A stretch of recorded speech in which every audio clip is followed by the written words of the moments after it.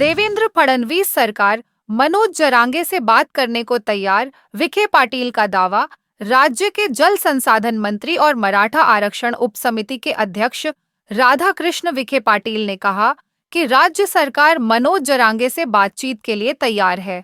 उनकी मांगों पर सरकार सहानुभूतिपूर्वक विचार कर रही है।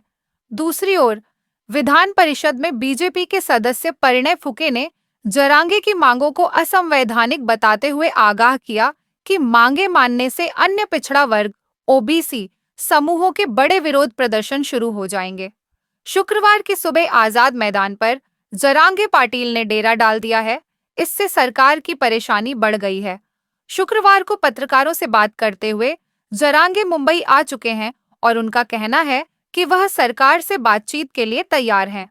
हम भी तैयार हैं। सरकार ने आरक्षण को कभी प्रतिष्ठा का प्रश्न नहीं माना।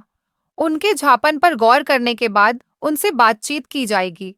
उन्होंने कहा कि प्रशासन जरांगे की चिंताओं के प्रति सहानुभूति रखता है।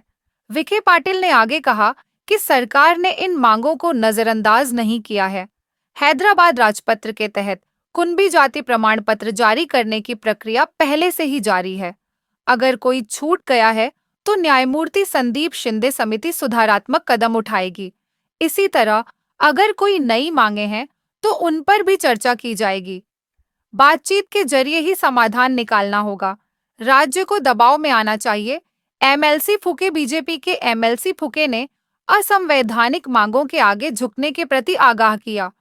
उन्होंने कहा कि जिस तरह से जरांगे ने मुंबई और राज्य सरकार को घेर रखा है, मुझे नहीं लगता कि राज्य को दबाव में आना चाहिए।